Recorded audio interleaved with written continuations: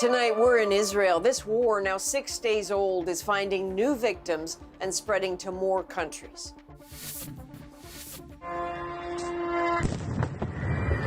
Donald Trump says he should be involved in choosing Iran's next leader. Whoever leads the country next, Iran will not threaten America. As missiles keep raining on Iran, Israel, Lebanon, and beyond. The fear and frustration of Canadians stranded in the region. Other countries are flying their citizens home. Canada sent us an email. Plus, at issue, we'll be here looking at Canada's response to the war. A CBC News investigation has found a link between two major criminal cases. This is unbelievable. I mean, this is very, very, very serious. The connection between the Ryan wedding case and a massive police corruption probe. And after last month's shooting in Tumbler Ridge, BC, Canada's red flag gun laws are under scrutiny. Much of what we do on gun policy in this country has no grounding in evidence. Why 2 years after the laws were introduced, no one can say if they're working or not.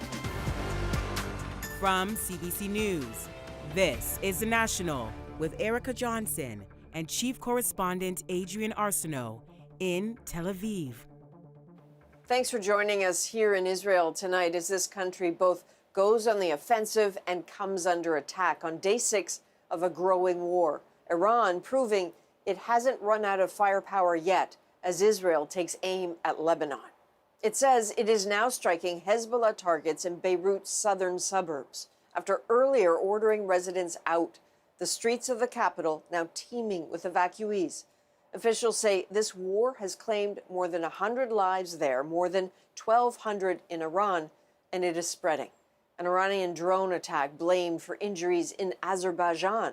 And here in Israel, a new barrage of missiles is doing new damage. Tel Aviv is in Iran's sights tonight. And Donald Trump is talking succession plans, saying he wants a say in who leads Iran next. But the future can seem far away with drones and missiles flying and fear a constant companion for many right now. This war is crossing new borders and sparking new fury. Day 6 and one more country gets dragged into this war. That's a drone strike at an airport in Azerbaijan, Iran's neighbor. Wounding 4, rattling a nation wondering why it's next. Iran denies doing this, but Azerbaijan's president isn't buying that. This stain will never be erased from their ugly and unsightly face, Ilham Aliyev said, adding the country's armed forces are ready to mobilize if needed. The volume of missiles they are firing is already falling, and we are only 6 days in. They are getting weaker and weaker. That's the message from Israel's ambassador to the UN. But some nights test that confidence. The sky over Israel this evening, alight with what seemed to be a cluster of explosives. Israeli police say they have seen evidence of Iran packing smaller munitions into a warhead earlier this week. And now Iran vows to target central Tel Aviv with Khyber missiles. They are massive. Its propaganda videos like this one suggest it still has powerful weapons in stock. It's not clear if it really does still have that capability. It certainly has some. A refinery in Bahrain ablaze after a strike. There were injuries from missile debris in the United Arab Emirates and more missiles intercepted over Qatar. Some foreigners finally being evacuated from the Gulf states. Many clearly scared, but they're the lucky ones who can leave. Right now, you can hear alert everywhere. Every night has a drone attacked or have the missile attacked. And as the bombing campaign against Iran intensifies, Iranians themselves face multiple threats, dangers from the sky and from within. CBC News has been in contact with one woman who sent us a voice note from the south of the country about warnings to those considering protesting the regime. She's afraid for her safety, so we're protecting her identity.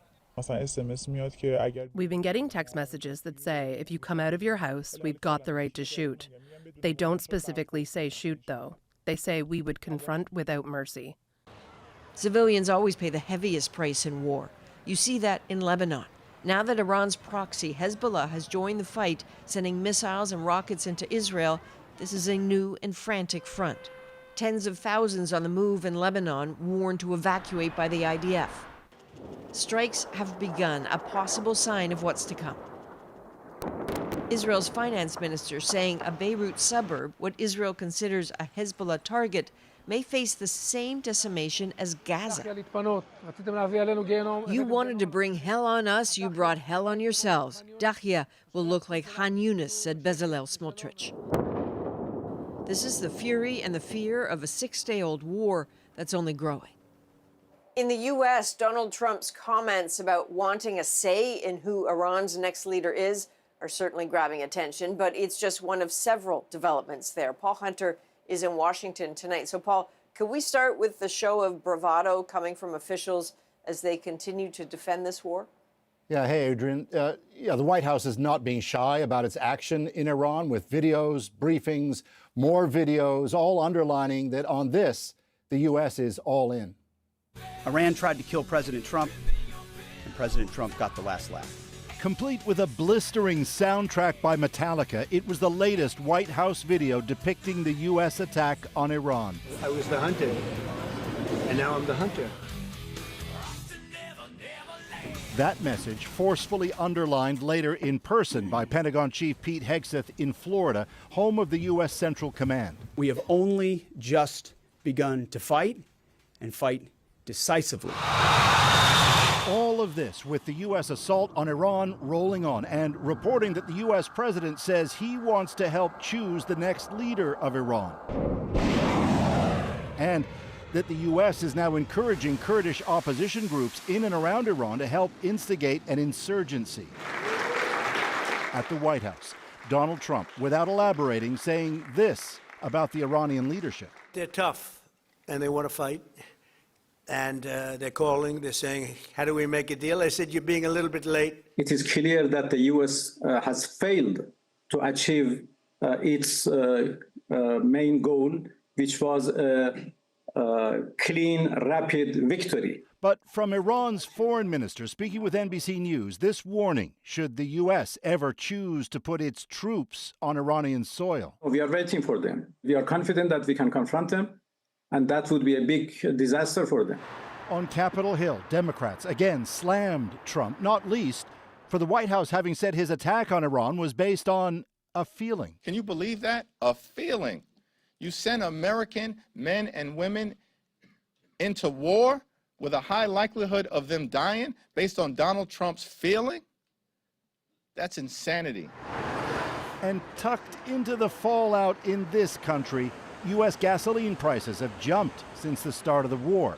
And there's reporting now that Trump's chief of staff, Susie Wiles, is pressing for ways to reverse that, mindful of the already looming midterm elections. I do know that people are not very happy about the war, not only because of the oil prices, but just because it's crazy, just going into everybody's countries. And on oil, Adrienne, Trump himself saying today action to reduce pressure on oil prices is, in his words, imminent. And so, Paul, I mean, speaking of imminent, some U.S. lawmakers were hoping to force an imminent end to the war, but it seems that is not happening. Yeah, yesterday in the Senate and today in the House of Representatives, a resolution that aimed to immediately stop U.S. action against Iran failed. Today's vote, mostly along party lines, not an unexpected result by any means, Adrienne. Bottom line, though, status quo. The war continues. All right, thank you. That is Paul Hunter in Washington. For Western and European countries, including Canada, responding to this war has posed some diplomatic challenges, balancing support for allies while trying not to provoke Donald Trump. Tom Perry now on how Prime Minister Mark Carney and others are handling it. Britain's Prime Minister laying out his government's next steps on the Iran conflict.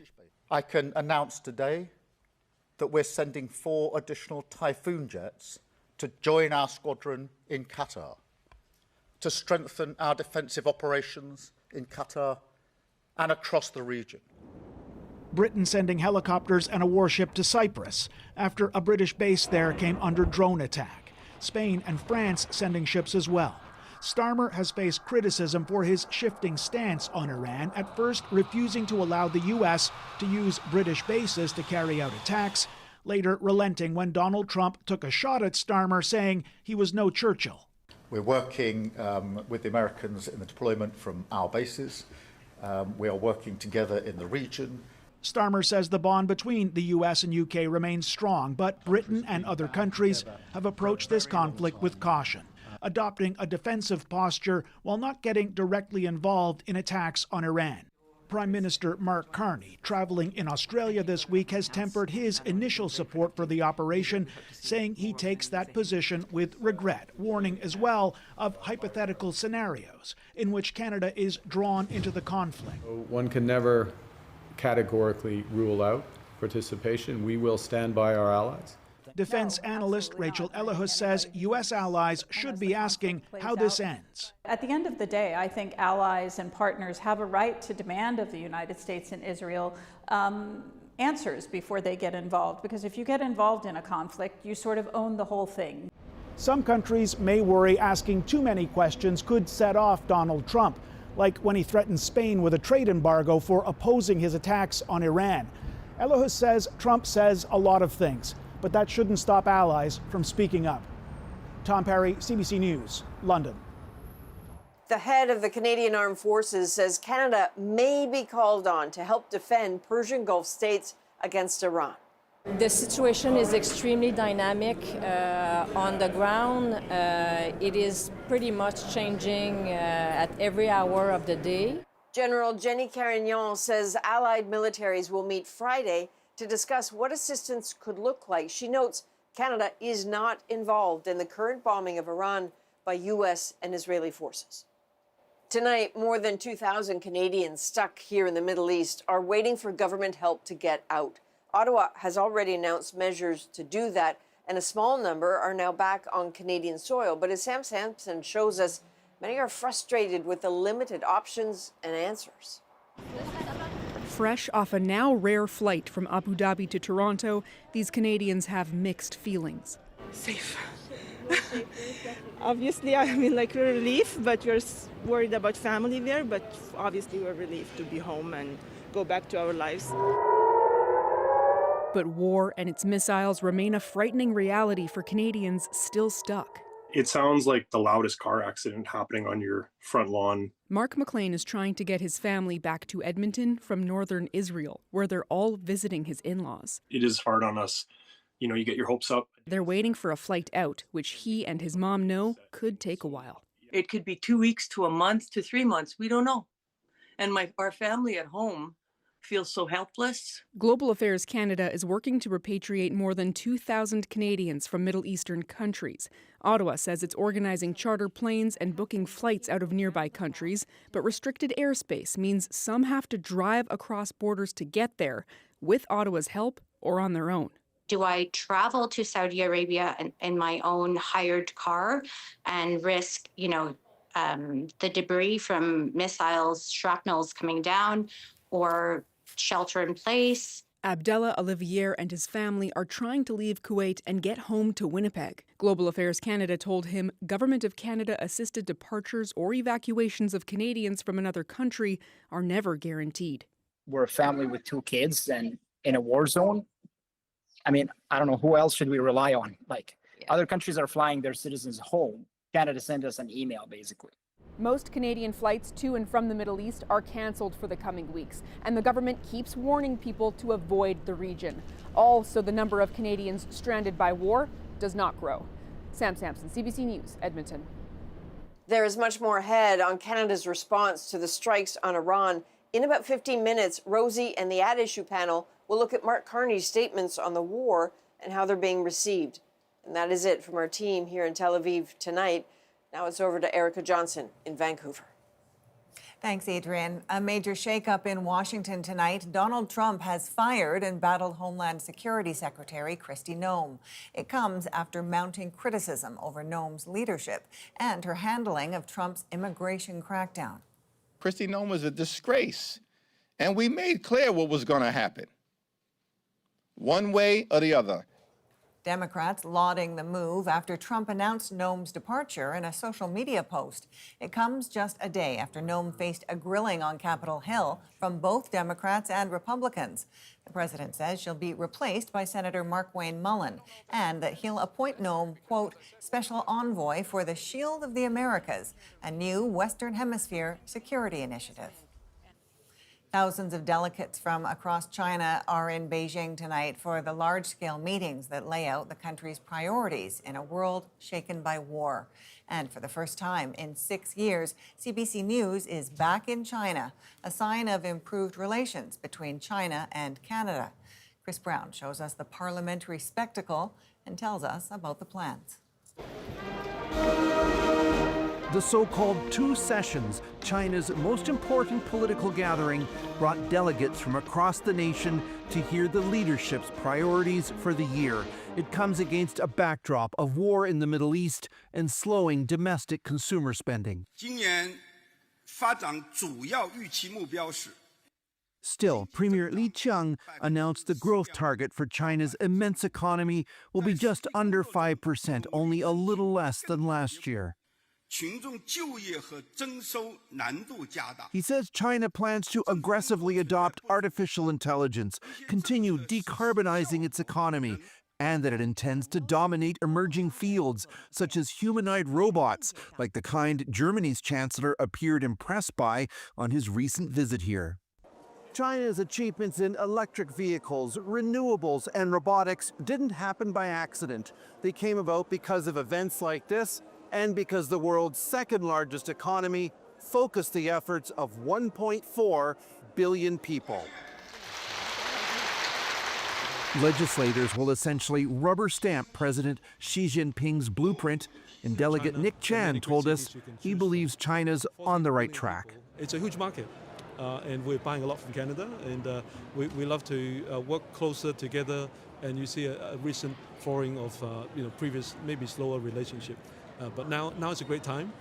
The war against Iran, though, has already sent oil prices soaring, and China uses a lot of it, meaning geopolitical risks remain a huge source of concern, says this analyst. That worries me, of course. It's going to greatly disrupt the world, disrupt the trade picture for the whole world. President Xi's blueprint again contained a vow to reunify democratic Taiwan, which China sees as a breakaway province. It also includes a 7% hike in defense spending to modernize China's military.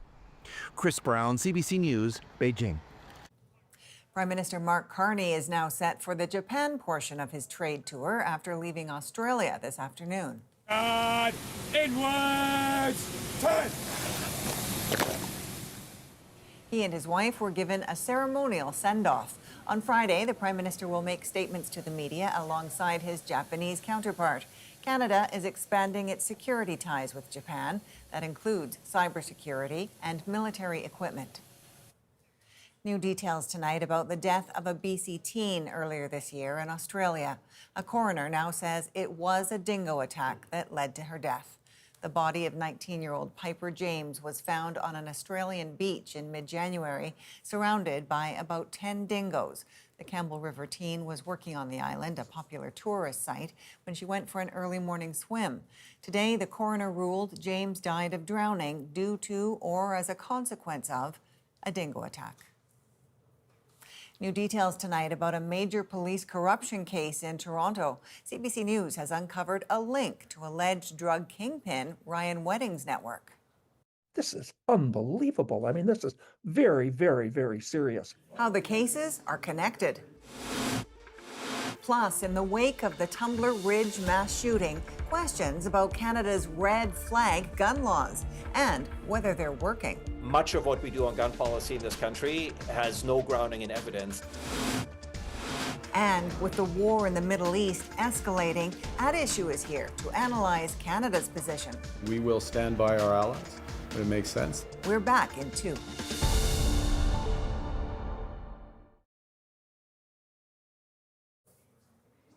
CBC News has uncovered a link between two people charged in separate high-profile cases.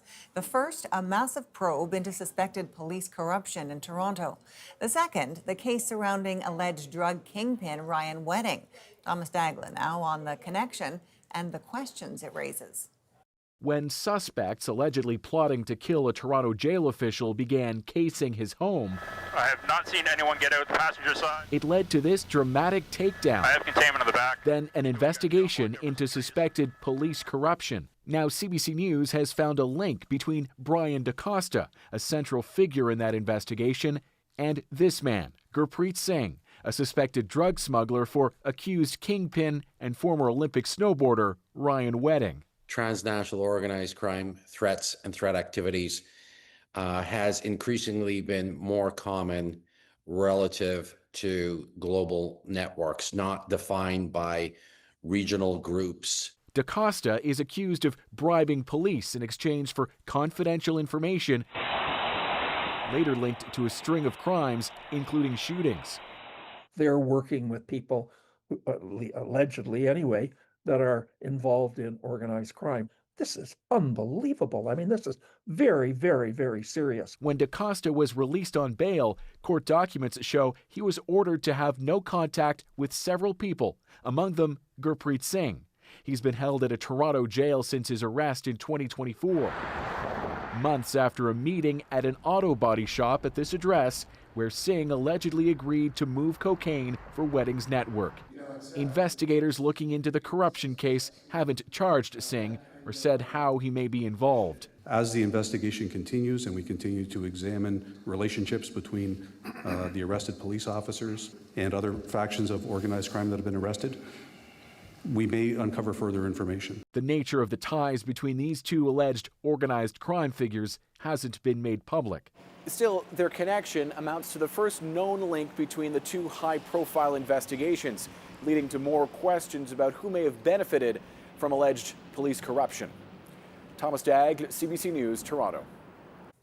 British Columbia's premier says the CEO of OpenAI is prepared to apologize for his company's actions in the lead up to the Tumbler Ridge mass shooting. An apology is nowhere near sufficient, but also that it is completely necessary. What else the company is prepared to do to improve its security measures. After the break, Rosie is here with At Issue. Hey, Erica. Tonight, we're going to talk about Canada's position on the war in Iran. One can never categorically rule out participation. We will stand by our allies when it makes sense. So what's to be made of how the government is viewing this conflict and leaving the door open for a potential role to support allies in the future? Chantal, Althea, and Andrew join me to talk about that and more.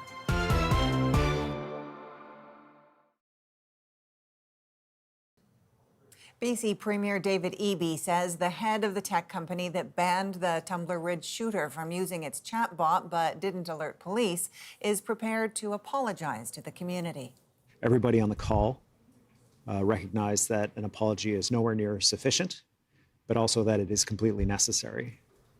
OpenAI CEO Sam Altman joined Eby and the mayor of Tumbler Ridge on a call Thursday afternoon. The premier wants the tech company to work with BC and Ottawa to help come up with new rules around mandatory reporting. The meeting follows the revelation that OpenAI banned Jesse Van Rootselaar last June due to worrisome interactions, but didn't let law enforcement know before last month's killings. Questions are being raised about how firearms were seized from the home of the Tumbler Ridge shooter.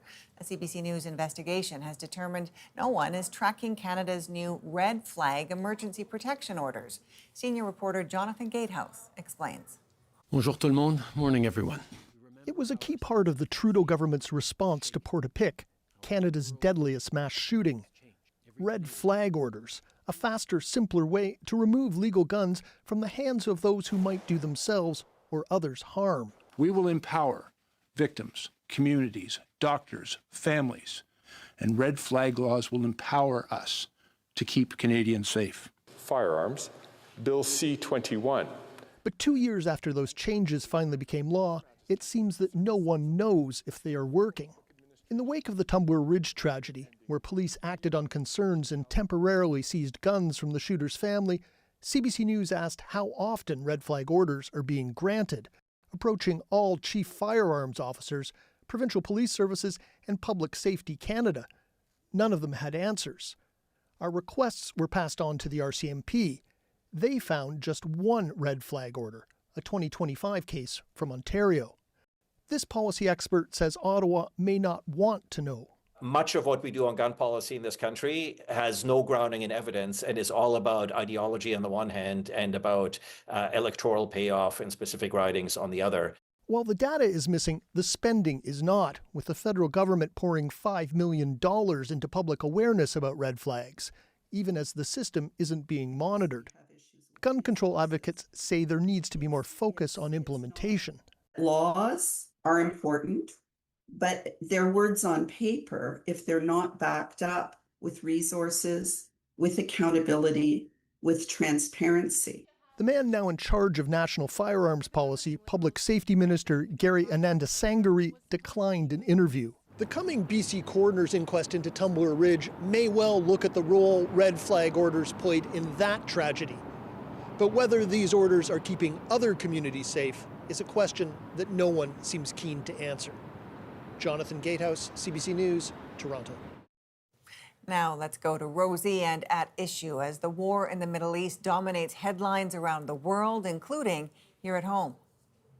At issue tonight, Canada's position on Iran. Mark Carney says Canada is not involved with the current U.S.-Israeli operation in Iran, nor are there any plans for involvement. But Canada will stand with its allies if required. You've asked a fundamental hypothetical in a conflict that can spread very broadly. Today's events, recent events, point to that. So one can never categorically rule out participation. We will stand by our allies when it makes sense. The Conservatives are criticizing the Liberals' messaging. The government's all over the map here, and it's really confusing to figure out what exactly their position is. So what's to be made of how Mark Carney is framing Canada's role in the Middle East? How is he responding to the growing conflict? I'm Rosemary Barton, here to break it all down tonight. Chantal Hébert, Andrew Coyne, Althea Raj. Good to see everyone. So a bit of an evolving message, I think is fair to say, from the government that got us to where we are now. And obviously it's an evolving situation, so some of that I understand. But Chantal, give me your sense of how you think the Prime Minister is communicating his foreign policy approach in this instance. Okay, if there was a week that wasn't great for communicating on the fly when you're on the road and then trying to get your messages lined up while you don't really know what you're talking about, this was it. That being said, I didn't know that they gave prizes for being the first to react to something that Donald Trump does of the magnitude of what happened with Iran. But apparently someone thought so, because the messaging become cloudy because the Prime Minister seemed to be in a hurry to support whatever was happening without having been consulted, as he said, without any assurances that it was in line with international law, and without knowing what any of Canada's allies would have to say about this. Yeah. And the rest has been trying to reframe it in a more proper context, because over the time that it took from this early support of the U.S. initiative, it became increasingly clear that it wasn't clear what Donald Trump and the U.S. had signed up for how long and what, which makes me less severe about the we can't exclude that we would be participating, because I believe that's in the larger context of a larger conflict that spreads to NATO, and then our obligations kick in. But the problem is, if you're doing this on the fly, you're doing a news conference, then you don't for 3 days talk to anyone, then you reframe, then you suddenly say, I can't rule it out because it's becoming a bit of a mess. Maybe the next time it would be nice to take a breath to reflect before taking the first position. Yeah, I mean, the Prime Minister's office certainly says those comments were in relation to NATO and the fact that Turkey had been they had attempted to strike in Turkey. Andrew, I mean, I was probably being generous in saying the position had evolved. It has evolved, but it's also got increasingly muddy. And I don't know whose fault that is, and I don't know how much damage that could do to the Prime Minister. Yeah, it's been tied inside out 2 or 3 times, but the original problem was the initial statement, which they've been trying to roll back ever since. Right. And I agree entirely with Chantal that why the haste is really interesting to know. Before you're going to decide whether the end justifies the means, it's a good idea if you first of all know what the end is, what the purpose of the exercise is. That's far from clear. Whether that purpose actually conforms with the purpose you would like it to be about. So the statement was about, well, this is going to prevent Iran from getting a nuclear bomb. It's far from clear that, anyway, that Iran was ever near a bomb, and certainly that whether the United States had other ambitions besides that is also up in the air. But secondly, you would like to know whether the means you've chosen are likely to achieve that end, whatever it is, and that's far from clear. The planning of this thing is so non-existent. And thirdly, you'd like to know that even if it's going to achieve its end and it's going to use appropriate means to achieve those ends, whether it's going to do so at acceptable cost, whether in human lives or economic disruption or the destabilizing the region. And none of this homework appears to have been done when that initial statement was rushed out. As I say, they've since been walking it back. There's been a lot of debating about, was this consistent with or in violation of the principles laid out in the Davos speech? In a sense, it's a bit of both, because the speech was about both pragmatism and principle. But where it's really offline, it seems to me, with the spirit and intent of Davos was, if there was any message that came out of that speech, it was work together with your allies. Come up with a common front. Don't be trying to curry favor one at a time with the hegemon, because you'll just get played off against each other. And what did Carney do in the initial statement? That was a rush to try to curry favor, and it was just catastrophically ill-designed. I think, though, Althea, and Andrew lays out the complications of this. Like the goals of this mission, this conflict, have changed for Donald Trump. From what he said Saturday to what he's saying now. So it's kind of hard to know how to respond, given it's not really understood what provoked this, what is causing this, what the end is.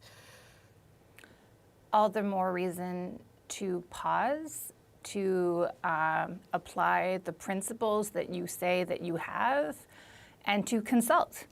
And frankly, it doesn't seem like anything was done. I feel like Chantal was even a little bit generous. Like, I wasn't trying to. She said she could have been more severe. She did say that. She could have been. I will be more severe. Okay. The Davos speech was about principled pragmatism. What we saw was pragmatism, perhaps, some can debate that, but definitely not an example of the principles that he outlined at Davos, of which respect for the UN Charter was. Then you compile that with the fact that Cabinet wasn't consulted on this. They seem to have realized that, hey, maybe some liberals who have a voice, like Lloyd Axworthy and Bob Rae and others, Will Greaves, the Victoria MP, some of the caucus members might be uncomfortable with the fact that we are not actually supporting something that respects international law. And then they, as Andrew talked about, they walked it back. But to me, it was worse than that. He said in that Mumbai chat with the journalists that actually he had had discussions with Donald Trump. So he painted a picture that he was aware this was going to happen, so that actually he was consulted. And then the strikes happen, and then the Canadian government issues its statement. And then a few days later in Australia, the Prime Minister tells us, well, this was entirely predictable. I knew this was going to happen, basically.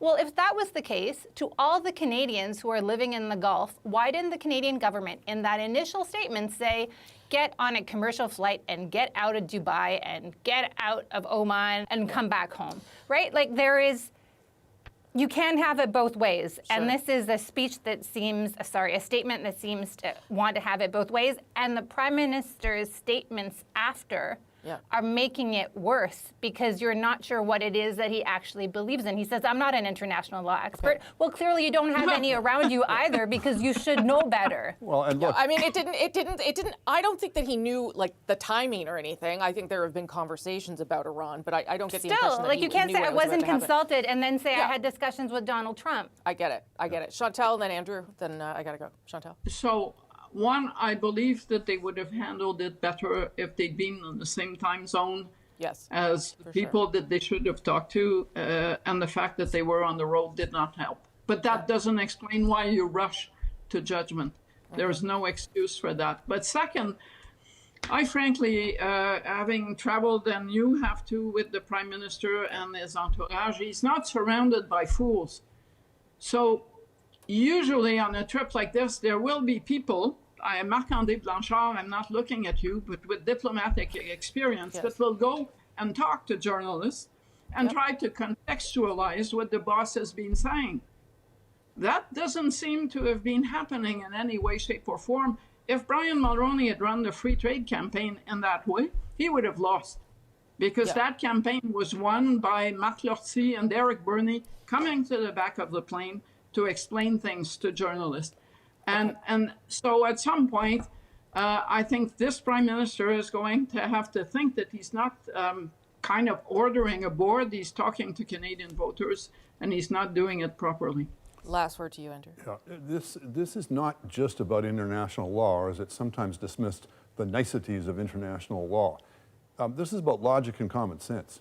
If you don't have a clear sense of why you're doing something, if there's no pressing need for it, if you don't have a plan, if you don't have a strategy, if you haven't worked out what you're going to do once the fighting is over, if you've got no idea what the consequences of what you're doing, then you shouldn't be doing it for 100 other reasons besides international law. What international law and domestic law has the function of doing, nevertheless, is forcing governments to lay out their plan, to lay out their casus belli, why they have to take this awful step of going to war in public hearings or in private, some combination of both, but making it clear to others besides just themselves and persuading others just besides themselves of the necessity and value of doing so. They couldn't do that in this case. I don't think they were inclined to pursue the proper procedures anyway, but one of the reasons why they wouldn't have is they had no clue what they were doing or why they were doing this. Okay, when we return, we'll take a look at Pierre Poilievre's message to Europe on his overseas tour. Must go further because tariffs are not the only or even the biggest barrier to our trade. So what's to be made of the opposition leader's calls for strengthened ties with European allies? That's next.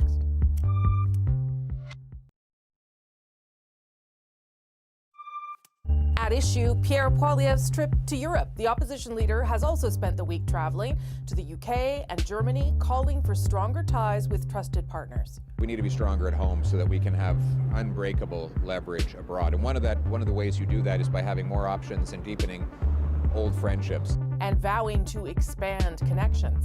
We need to double down and deepen our ties with our old and most trusted friends. Instead of shrinking markets behind tariffs, we should expand opportunities among friends. So here to break down the opposition leader's calls for those deeper ties, Chantal, Andrew, and Althea are all back. Should say that this is the first of some trips that Pierre Poilievre is going to do. He's also going to go to the U.S., I understand, and there'll be other trips of this nature. Whatever the strategy here is, Althea, do you think it's working? Look, I don't think it's doing him any harm. He's supposed to go to New York City, as you mentioned, in his U.S.-based trips. But it strikes me that some of the venues and some of the content of the speeches, it kind of makes him sound like he's like president of the debating club and Mark Carney is the professor at the university. Like, it feels like he's focusing on small potatoes. But some of the things that have happened over the past week, including giving an interview to our former colleague, Peter Mansbridge, have proven to be quite revealing. That interview in which he talked about how he doesn't want an election. He talked glowingly about, frankly, the Prime Minister. It is a completely different shift in tone. The strategy of talking to media that he has never spoken to before. The way his office even relates to journalists is so different. And you kind of wonder well, A, is it going to last? But also, like, where was this kind of more constructive dialogue? Like, I don't actually think the leader of the official opposition should be praising the Prime Minister. I think having a good opposition is a good thing for our democracy. But you also want a person who can recognize good things as well as criticize bad things. And I think that is where Pierre Poilievre is finding himself right now. And I think that is perhaps more significant than going to London or Berlin and talking about building an Anglo-Saxon alliance. Yeah. It just showed to me, Andrew, like how difficult, I mean, he said it to Peter as well, how difficult a job it is to get into the conversation at a time like this, when the Prime Minister's doing things and all Pierre Poilievre can do is talk about things and criticize things. It's hard. Yes, being opposition leader is a very tough job at the best of times. It's even harder in the kind of maelstrom we're in right now. But that's obviously not the only problem he's facing. He's got problems of his own making. That he's frankly in the past behaved like a bit of a weirdo. So this is the normalization, the mainstreamization of Pierre Poilievre, and it's good as far as it goes. He's looked a lot more like somebody people could actually feel they've met from time to time. The Mansbridge interview, the speech that he gave in Toronto the other day, and on this foreign tour. It's notable on this foreign tour who he's meeting and who he's not meeting. He's meeting with center-right responsible adults, not with, let's say, the AfD in Germany, as some of his MPs have done in the past. So all of that is to the good. He's not quite looking prime ministerial yet, but he's certainly looking more like a mainstream political leader. Chantal? Well, it can't hurt, right? Because at this point, he is dragging the party down. So the first audience for this, I believe, is his shadow cabinet and his caucus. Yeah.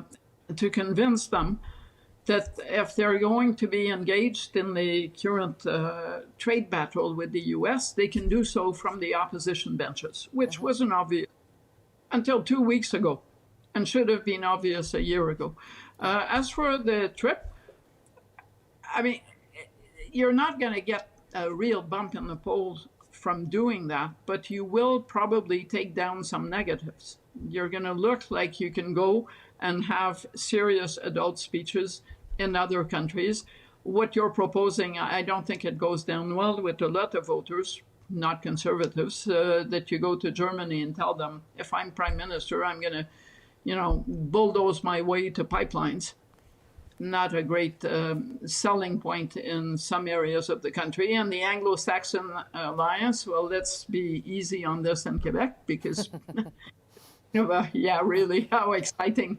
But still, it's an interesting shift. And I think that the leader of the opposition should not be at the beck and call of the prime minister, but in this situation, stands to benefit more by saying, I can do better than this guy, rather than saying, I'll do everything that he doesn't do.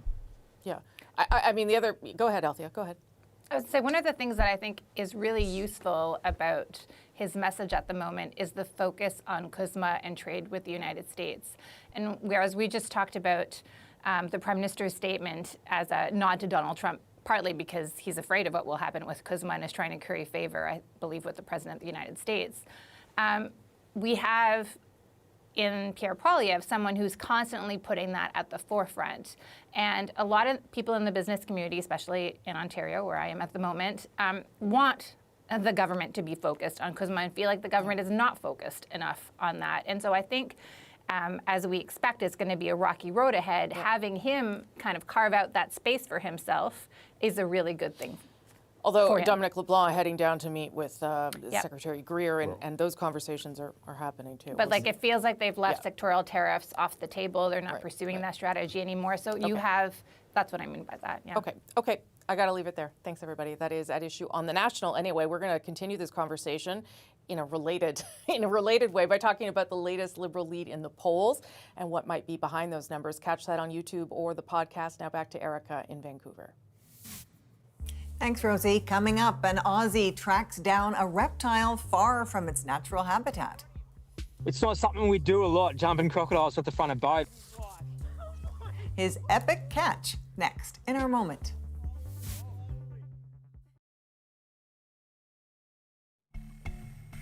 This is Billy Collette, the park manager at the Australian Reptile Park, moments after he dove into a creek and caught this freshwater crocodile.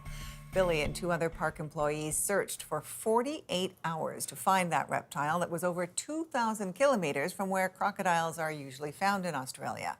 Their croc catch makes our moment. You got him? He's got him! Right behind us, this little fella was right there against the mangroves. I was on the nose of the boat. I knew I had one shot here, so I just sent it off the front of the boat, landed perfect, caught him, come up like I just won the grand final. You know, like I couldn't believe it. I was speechless. Newcastle crocodile! It was like 48 hours, like trying to find a needle in a haystack. I couldn't sleep. I was really worried about his welfare. We're about 2,000 kilometres south of where you should naturally find crocodiles in Australia, as a crocodile like this would not survive down here in winter. This is definitely the hardest rescue I've been involved in. It's not something we do a lot, jumping crocodiles off the front of a boat. There was no room for hesitation. I just launched as far as I could. We put her into a transport box, brought her back to the park here, the Australian Reptile Park. Very happy with her health and condition. I just love crocs. And the sheer relief when we found him and then let alone caught him, mate, far out. Wow. They believe someone may have kept that croc illegally as a pet, and then when they decided they didn't want it anymore, released it back into the river. Now, Billy says they think that croc was the only one that had sort of lost its way, but if they find out there are more, he's into it. He's going to go back and catch them all.